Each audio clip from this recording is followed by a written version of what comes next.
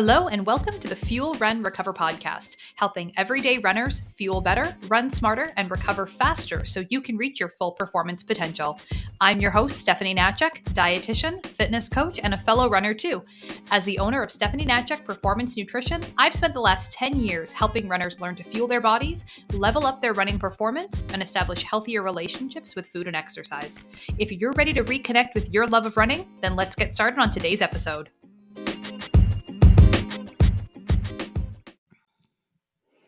All right, so before we get started with today's episode, I wanted to invite you to check out a few great free resources that I created just for runners. To get them, all you have to do is click on the link in the show notes or visit www.stephanienatchuk.com. If you visit my website, there's a little pop-up box that comes up and it'll prompt you to enter your email address, and these guides will be sent right to your inbox. The first guide is my fueling guide for runners. So, in this resource, you'll find my top fueling tips for runners, as well as some specific meal ideas for both your pre and post run fuel. If you've been struggling to understand what to eat when to support your running and just figuring out what those meal ideas, what those meals look like, what kind of foods you should be including before versus after you run, what the difference is between pre and post run fueling, then this guide is exactly what you need to get you started on the right path. The other guide that I created is my strength training guide for runners. So this guide includes both a PDF resource, has some tips, guidelines, and links to my YouTube series where I actually walk you through all of the exercises in the program. This is a great beginner strength training guide for runners who want an effective but efficient full body workout that helps support the key muscles and movements you need to run stronger and injury-free. So once again, both of these guides are available together. I have them put together as a little bundle for you. You can just click on the link in the show notes or go over to www.stephanienatchuk.com. Enter your email address just the one time, and both of these free guides will get sent to your inbox right away. I hope you enjoy these resources and find them helpful in supporting you and your running. And now let's get into today's episode. Hello, and welcome to today's episode where we are going to be breaking down the long run. So, today we're going to be talking about all things long run. What exactly is a long run? How can you best prepare for your long run, not only from a nutrition and hydration kind of standpoint, but also your mental prep for your long run? And how can you really set yourself up from some of the logistical sides of things to have a really great long run day? So, to start us off, I want to talk first about what exactly is a long run and what makes a long run different than all the other runs that you might do as part of your training plan. So, generally speaking, a long run is considered anything over 90 minutes in length. And I want to, of course, add to that depending on how much experience you have as a runner, depending on the length of time that you've been a runner, depending on what exactly you're training for, that may be quite a lot longer than what you're currently running, what you're used to running, or it might be a lot shorter than what you're used to running. And it's not to say that that is okay or not okay or good or bad or anything like that. It's just that at that 90-minute mark, once we've been running for longer than 90 minutes, is when we specifically see certain adaptations taking place within our bodies, within our muscle cells. So, there are specific physiological changes that occur when we're running for that length of time, which is part of the reason why the long run is such an important part of your training program. But of course, if you do shorter races or if you're just working on building up your distance and building up your endurance, then you may not be at a point where you're running for 90 minutes or longer yet. And that is totally, totally fine. If you need to get there because of the length of race that you're training for, you will get there eventually. If it's not something that you need to do or want to do, then you absolutely don't have to. But that technically is where we see that threshold for what is a long run. Now, in terms of the flip side of that, we see these beneficial adaptations that take place within our bodies things like becoming more efficient.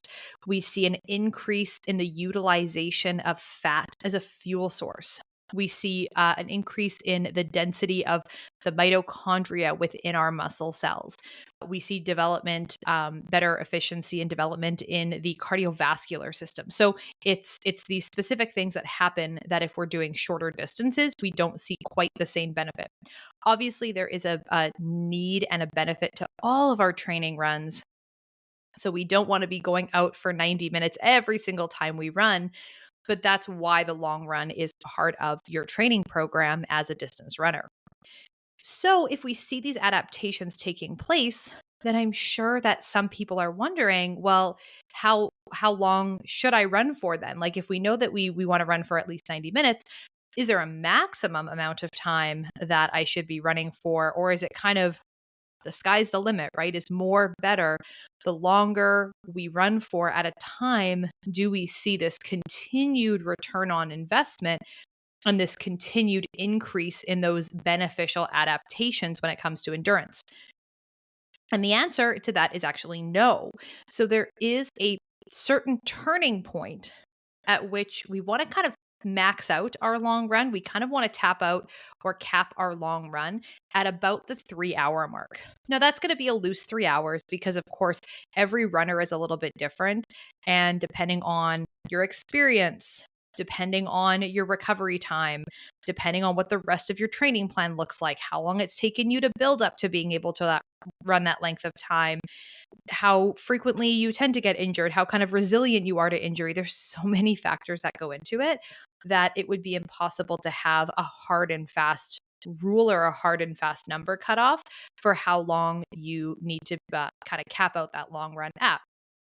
Because, of course, some people listening to this podcast episode who run, say, ultra marathons, well, I mean, 3 hours, like if you're running an ultra marathon, sometimes at the 3 hour mark, you're just getting warmed up.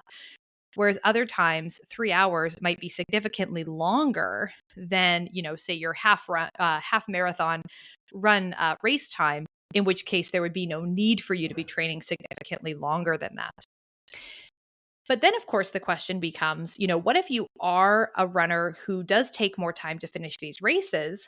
And for example, you may run a marathon in 4 hours, 5 hours, 6 hours, right? Or even longer. How do you capitalize on getting the benefits of that long run if you really shouldn't be doing long runs that are much longer than 3 hours? But the first question I want to answer is, why do we want to max out or cap out our long run at about the 3 hour mark? And the reason for this is because we start to see an increase in injury risk that outweighs the benefits of running for that longer duration. So it's not that we start to see a decline in the improvements or there's no longer like any amount of benefit. It's just once we're doing those really big long runs, right? Like 4, 5, 6 hours or anything like that as part of our training plan, the amount of time we need to recover from those runs is going to make it really difficult to fit in the rest of our training runs and the recovery time that we need in order to do all of that well. But of course, again, depending on your level of experience with very long distance running, depending on how easily you do or don't get injured, any of those factors, that 3 hour mark is going to be a pretty loose recommendation. And it's going to be up to every runner to kind of figure out where their personal threshold is going to be. So, some of the things that we want to talk about when it comes to our long run is going to be our fueling and our hydration strategy. And this is really important because you want to think about your long run as your opportunity to practice. So the long run isn't just about the physiological changes or those adaptations that are taking place within your body and within your muscle cells, but it's actually also about you being able to have some trial runs or sort of prepare and practice for your race day fueling and hydration strategy. And this means starting with looking at your nutrition and your eating the day before your long run, thinking about your hydration the day before, the morning of course, And how can we make sure that we're practicing with the specific gear and some of the equipment and stuff like that we're going to want for the day of our race so that we can make sure that we're incorporating it all together in a way that's going to work really well for us when that race rolls around. So, the first thing we're going to talk about is fueling. What do we want to look at in terms of fueling for our long runs? And I know a lot of runners, their preference is to run with as little as possible, especially if you're going to be running races where there's a lot of aid stations along the way and you generally just like to rely on what's at the aid stations. Then you may find that, it's very cumbersome to have to bring all this fuel and all this fluid and all this stuff with you when you're out on your long run. But I guarantee that you are going to improve not only the quality of the training you get done, but ultimately your race day performance by including and incorporating that fueling strategy into your practice runs. Because if you generally don't train with fuel or with hydration and you don't incorporate those things as part of your training plan, when you get to race day, you don't know what you can tolerate and what you can't. You don't know what your stomach can handle and what it can't. And so that's really going to increase the likelihood that you'll end up in trouble because of gut issues or something like that if you find that you're just not able to tolerate the nutrition or hydration options that are available. So, one thing that you can do is you can find out in advance from usually either, whoever the race happens to be sponsored by, or sometimes they'll have it listed in information for participants. What hydration or fueling options are going to be available on the race course.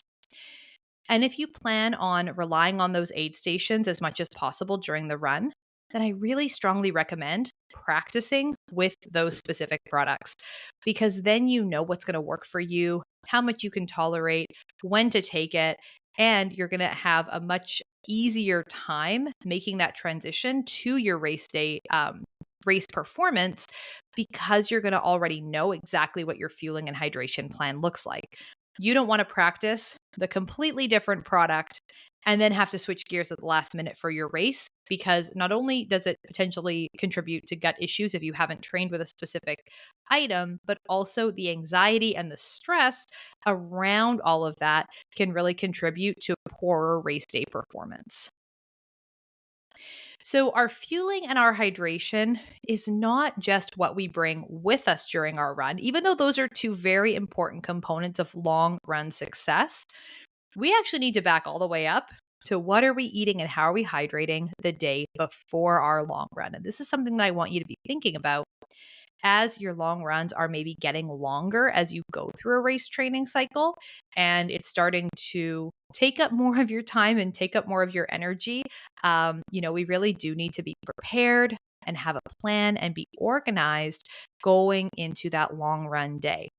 Now, most people, the vast majority of people, and I've done a poll on this on my Instagram a couple of times, asking people whether or not they do their long runs on the weekends or on a weekday, morning, afternoon, evening, kind of when people get their long run in. And it seems like, for my followers, if you're not already connected with me on Instagram, then you can find me at Steph, the runner's dietitian. But most people are getting their long run in either on a Saturday or Sunday morning. Of course, there are still plenty of runners who end up doing their long run during the weekdays, maybe because of work schedules or whatever that might be. Some people want to save their weekends for actual free time, not just filling it up with a run that takes up almost your entire day. But for the purposes of our conversation here today on this episode, I'll be talking about as if we're doing a long run on a Saturday or Sunday morning. So you can take this information and just kind of, extrapolate it for your specific needs if you happen to run at a different time. So we want to be thinking about our fueling and our hydration the day before. So either the Friday evening or the Saturday evening, what are we having for dinner the night before our long run? What are we doing in terms of hydration the night before? Do we have a rest day the day before the long run? Or are we having another training run the day before, in which case it kind of increases our need for nutrition for recovery from the day's run that we did that day, but then also for the long run the next day, right? It's not just what we're eating that morning before we head out the door. or just the calories that we're taking with us on the long run. It's this ongoing process of, refueling, recovering from the previous workout while we're preparing our bodies for the next workout. So if you are not eating enough overall to support your training demands, if you're in that situation where you're under fueling, you're not going to get adequate recovery from your previous day's workout. And then you're also going to be behind the eight ball when it comes to being prepared for that long run. Because if we're talking about a run that's 10 miles, 15 miles, 20 miles, that's 1,000, 1,500, 2,000 calories, give or take, worth of calories, right? That amount of running is over 1,000 calories, 2,000 calories worth of running. And there is absolutely no way that most people are going to be eating that amount of calories before and during their long run. So we actually want to be kind of backing up, like I said, and be starting that fueling up process the day before by having that really carb focused meal for dinner the night before our long run. That's really key. And then same goes with hydration. We're losing liters upon liters potentially of sweat during our long run. And it's just more than we realistically are going to be able to drink immediately before and during our long run. So that hydration process should be started the day before as well.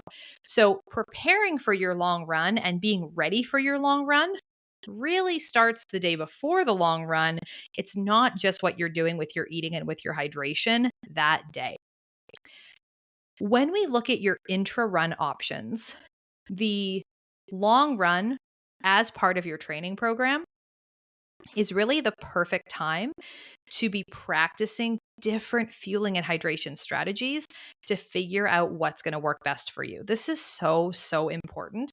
As I mentioned, not just if you're going to be relying on the aid stations at the race and you want to be prepared to use their products so you don't have to bring a whole bunch of stuff with you, but also just so that you have confidence in your race day plan and you know what works well so that it's one less thing to stress or worry about when the day of your race actually rolls around.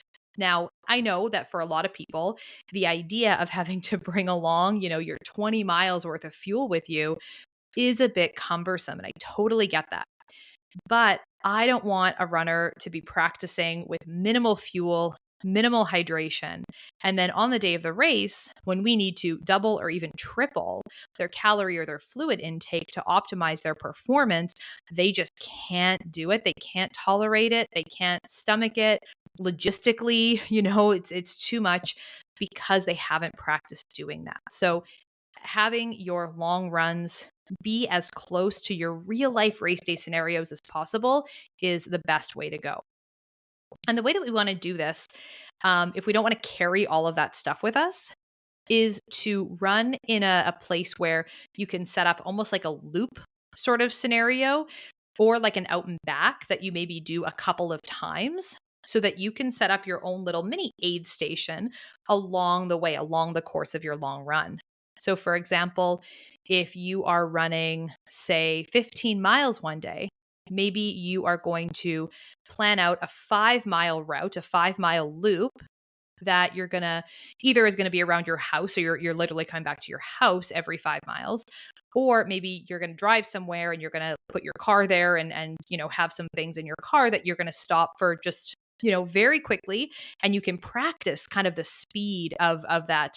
Almost makes me think of like NASCAR drivers when they pull in and then the pit crew comes and takes them 30 seconds to change all of their tires, and the speed because of the practice that they've put in to be so efficient with these things. That's what we want for you too, is to be efficient and to be prepared and to be able to just quickly get what you need to fuel yourself and get hydrated for the next upcoming 5 miles. So it's not that you're stopping and eating and drinking every time you come around that 5-mile loop, but it's that maybe you are switching out your bottle, you're grabbing your couple of gels, you are, just quickly kind of grabbing what you need to be able to continue on for the next segment of that long run that you're doing. So like I said, we can do that either as a loop Or you can do that as an out and back that maybe you repeat a couple of times throughout that run. But I really want to encourage you to have all the fuel you need, everything you're going to have to be prepared for race day. Because, what we do in training is basically what we're going to be able to do in our real life performance, except we're adding more race day anxiety. We're adding more jitters. We're adding more people. We're adding more stress. We're adding all of these extra things to that race day experience that we want our fueling and our hydration to just be as second nature as humanly possible. We don't want to have to be thinking about it. We don't want to have to be worrying about it. We don't want to have all these like what ifs and, oh, I haven't really tried this or practiced with that. I'm really not sure how this is going to go. We don't want that for you. We want you to feel really good about your race day strategy. The other thing that can really affect a lot of runners when it comes to their long run days is long run anxiety. Having a lot of mental stress and worry about the long run itself.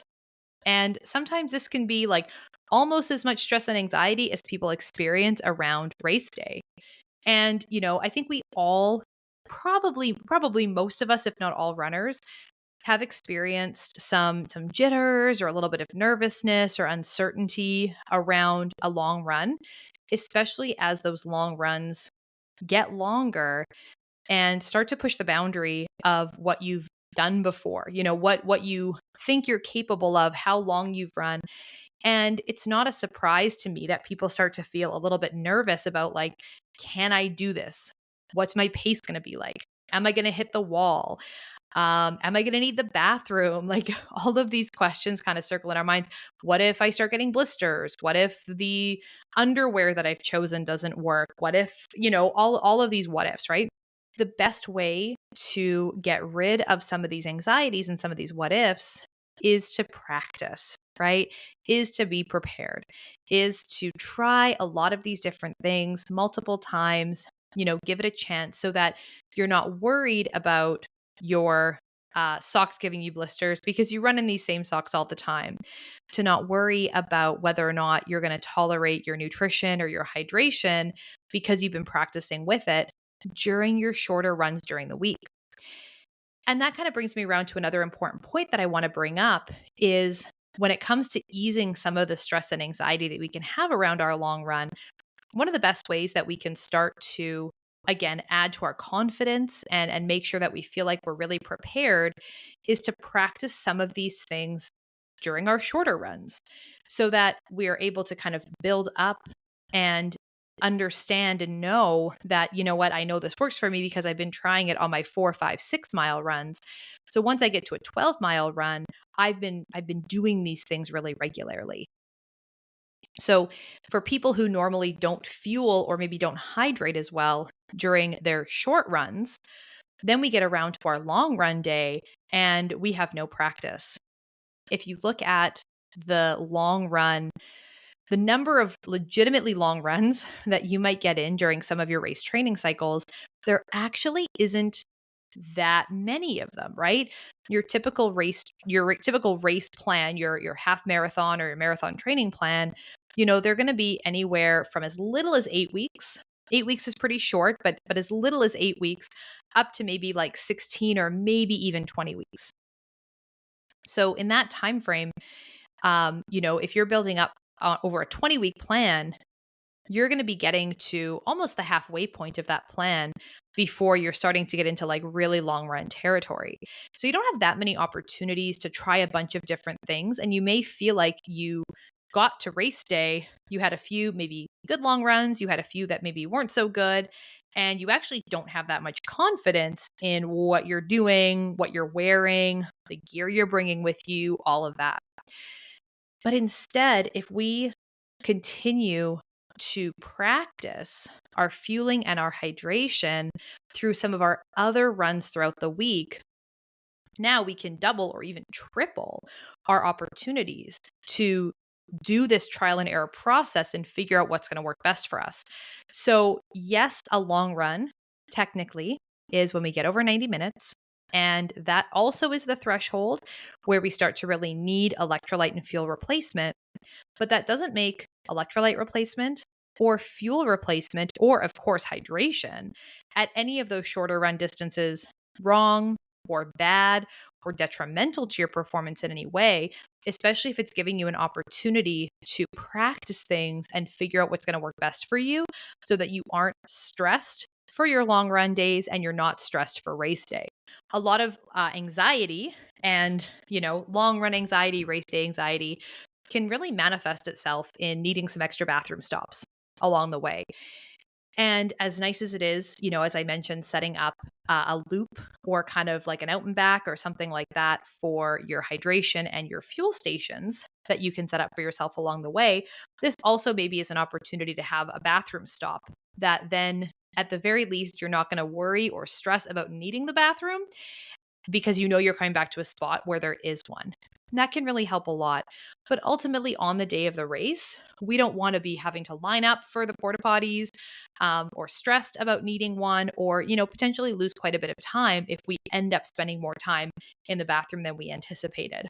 So, not only will a proper fueling and hydration strategy give you better gut tolerance to your nutrition and to your fluids, but having confidence in your race day plan and knowing that you've had enough practice with those things, it's also going to reduce your stress and anxiety, which in and of itself can be a trigger for bathroom problems. So it all kind of comes full circle.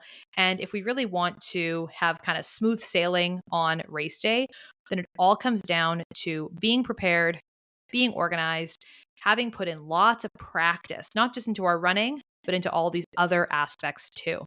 The other thing that's great about, being prepared for your long run is having specific gear that you really like.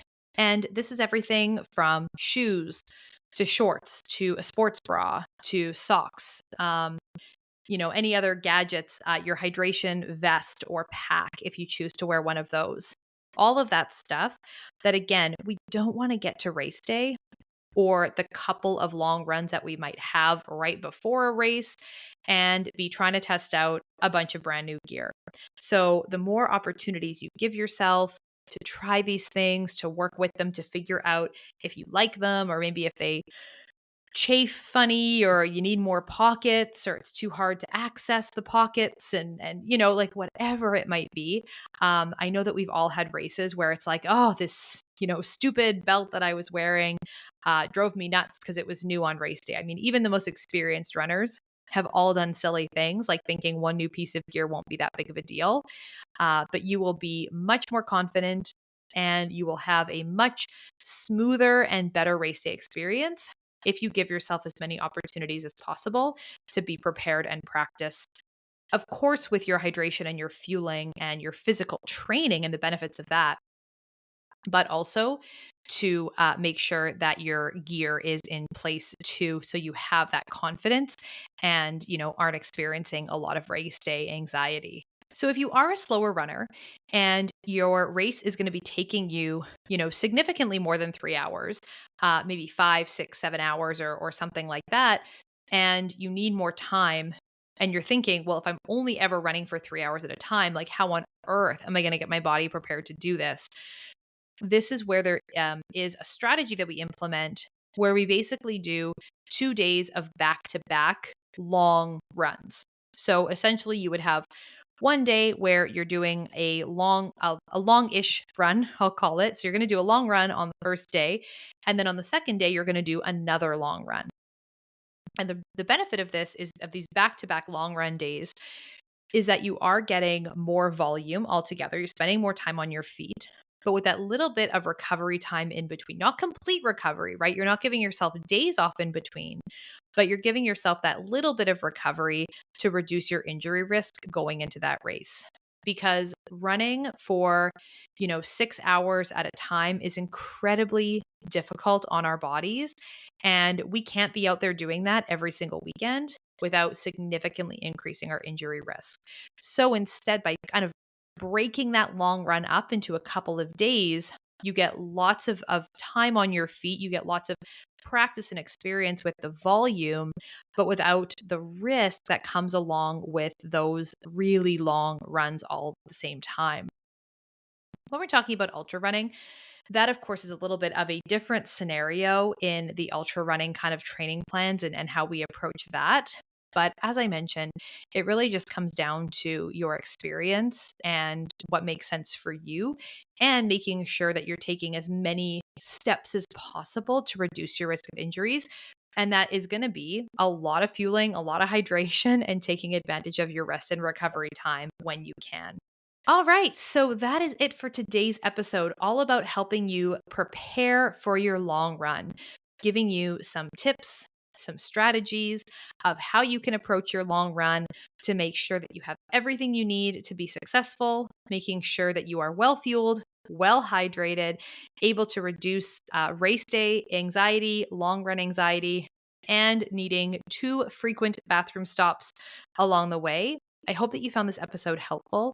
And of course, if you are looking for some help with your nutrition and training and recovery strategies, then I would love for you to check out the Fuel Train Recover Club. This is my online program for runners who want to reconnect with their love of running, in an online program that you can take your time going through the modules, learn all about how to properly fuel your body for your running goals, learn how to train in a way that is going to help you work smarter, not harder, and of course, looking at steps to optimize your training recovery so you can do more.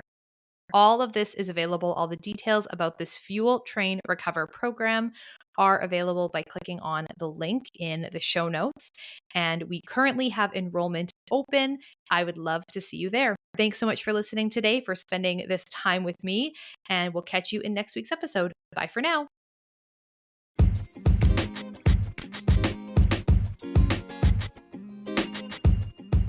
The information on this podcast is for educational purposes only and is not to be used or relied upon for the diagnosis or treatment of any health condition. This information does not create a client-practitioner relationship and should not be used as a substitute for professional medical advice.